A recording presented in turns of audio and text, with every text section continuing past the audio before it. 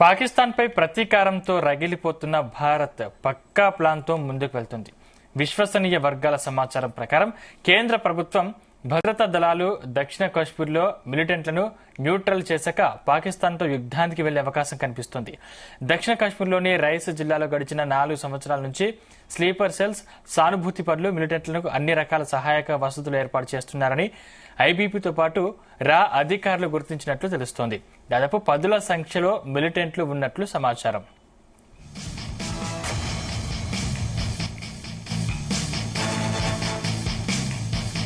మరోవైపు 3 లష్కరే టెర్రరిస్టులు ఇళ్లను భారత్ ఆర్మీ పేల్చేసింది. షాహిద్ అహ్మద్, అహసాన్ అహ్మద్ షేక్, జాహిద్ అహ్మద్ ఇళ్లను సైనికులు పేల్చేశారు. వారి కోసం ఆర్మీ బలగాలు గాలింపు చర్యలు ముమ్మరం చేశాయి.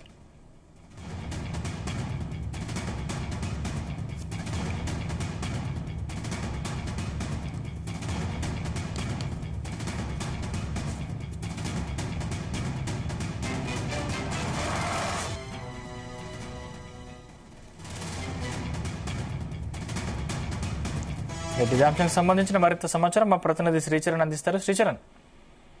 సందీప్, ప్రస్తుతము జమ్మూ కాశ్మీర్ లో ఏదైతే ఉందో ప్రత్యేకంగా దక్షిణ కాశ్మీర్ పైనే ఇటు భద్రతా దళాలతో పాటు భారత ప్రభుత్వం కూడా ప్రత్యేకంగా దృష్టి పెడుతోంది. ఎందుకంటే 4 ఏళ్ల నుంచి కూడా ఒక స్లీపర్ సెల్స్ లా కూడా వ్యవహరిస్తున్నారు జమ్మూ కాశ్మీర్ లో ఈ మిలిటెంట్లు.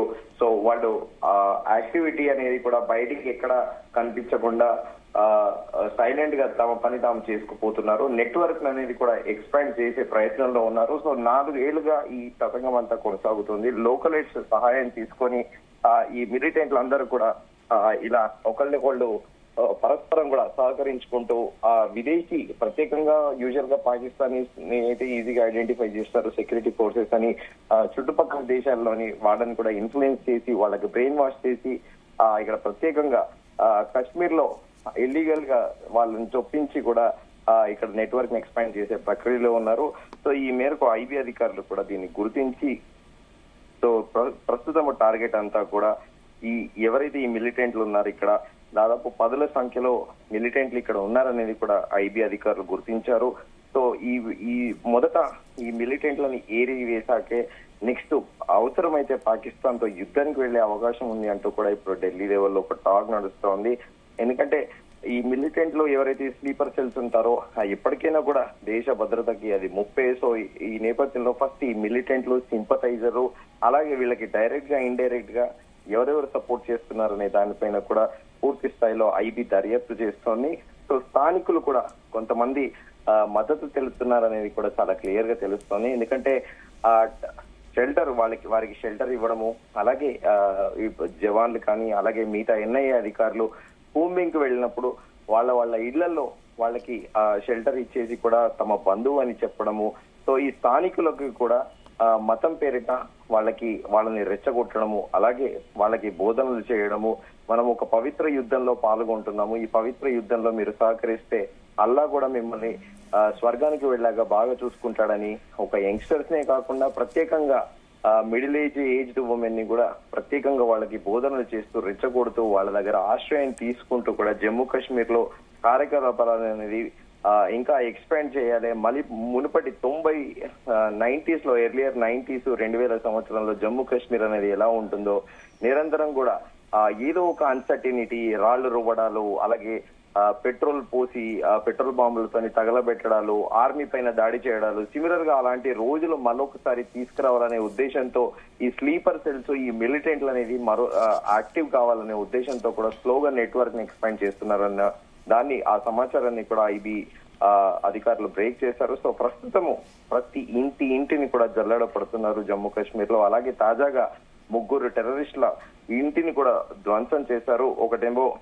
బండిపురాలోని కొల్నర్ ఆజాస్ ఈ లష్కర్ ఏ తోయిబా అసోసియేట్ ఐడెంటిఫైడ్ ఆయనని అల్తాఫ్ అలీ కూడా ఆయనని ఐడెంటిఫై చేశారు. సెక్యూరిటీ ఫోర్సెస్ ఆయనని మట్టబెట్టారు. దీంతో పాటు బైసరన్ పాల్గామ్ అటాక్ తర్వాత కూడా ఇక్కడ టెర్రరిస్టులని ఇక్కడ ఎవరైతే పాల్గొన్నారో వాళ్ళ పైన ప్రత్యేకంగా ఇక్కడ ఇండియన్ ఆర్మీతో పాటు జమ్మూ కాశ్మీర్ పోలీసులు కూడా వాళ్ళ కోసం స్పెసిఫిక్ గా ఒక ఆపరేషన్ కూడా నిర్వహిస్తున్నారు. దీంతో పాటు జమ్మూలో దూద్, బసంత్ గర్ లో కూడా, ఉదంపూర్ ఇక్కడ కూడా ఒక జవాన్ మ్యారిటరీడ్ అయ్యాడు. దీంతో పాటు కిస్తావర్ యాంటీ టెర్రర్ ఆపరేషన్ కూడా ఇప్పుడు ప్రస్తుతం అక్కడ నడుస్తోంది. మంది టెర్రరిస్టులు దాక్కున్నారనే సమాచారం మేరకు అక్కడ కూడా ప్రతి ఇంటిని జల్లడ పడుతున్నారు. దీంతో పాటు పూంచ్ లో కూడా అక్కడ కూడా ఆపరేషన్ కూడా ప్రత్యేకంగా టెర్రరిస్టుల గురించి ప్రత్యేకంగా పూంచ్ నుంచి ఎక్కువ మంది టెర్రరిస్టులు అనే వాళ్ళు చొరబడతారనేది కూడా ప్రస్తుతం జమ్మూలో ఒక టాక్ నడుస్తోంది. దీంతో పాటు ఆ జకీర్ అహ్మద్ అలాగే మతాల్మా కుల్ ఎవరైతే ఉన్నారో వీళ్ళిద్దరిని కూడా అర్ధరాత్రి పూట వాళ్ళ ఇళ్లు ధ్వంసం చేశారు. దీంతో పాటు పాకిస్తాన్ ఆక్యుపైడ్ ఏదైతే కాశ్మీర్ ఉందో అక్కడ టెర్రరిస్టులని కూడా ఇద్దరిని కాల్చివేశారు మన జవాన్లు.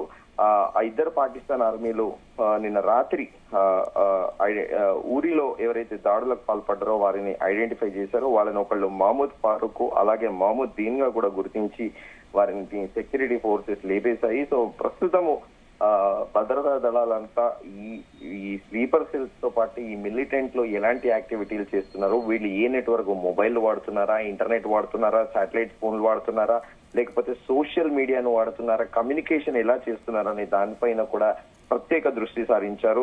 మనం గతంలో కూడా చూసుకున్నాము. 2019లో ఎప్పుడైతే ఆర్టికల్ 370 రద్దు చేశారో అప్పుడు జమ్మూ కాశ్మీర్ లో దాదాపు కొద్ది రోజుల పాటు ఇంటర్నెట్ సేవలు అనేవి కూడా కేంద్ర ప్రభుత్వం ఆపేసింది. ఎందుకంటే సెక్యూరిటీ రీజన్స్ వల్ల. ఎందుకంటే బుర్హాన్ అనే ఒక టెర్రరిస్ట్ ని ఎన్కౌంటర్ చేసినప్పుడు మొత్తం కాశ్మీర్ అంతా కూడా, జమ్మూ కాశ్మీర్ అంతా కదిలింది. బుర్హాన్ కి సంఘీభావంగా ఒక టీచర్ కొడుకుని సెక్యూరిటీ ఫోర్సెస్ ఎలా ఎన్కౌంటర్ చేస్తాయని ఒక సింపతి అయితే అప్పుడు పెద్ద ఎత్తున కాశ్మీర్ లో మనందరం కూడా చూసాము. పెద్ద ఎత్తున ర్యాలీలు, రాస్తారోకలు.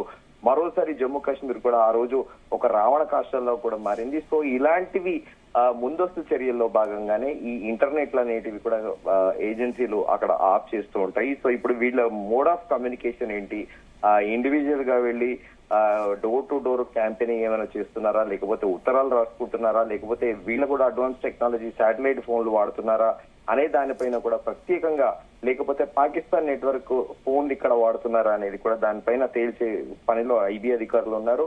సో ప్రస్తుతం ఈ మిలిటెంట్స్ స్లీపర్ సెల్స్ అంటే ఫ్రీ చేశాక నెక్స్ట్ అవసరం పడితే పాకిస్తాన్ తో కూడా యుద్ధం చేసే అవకాశం ఉందనేది కూడా ప్రస్తుతం ఒక టాక్ అయితే నడుస్తోంది. Sandeep, thank you Sricharan.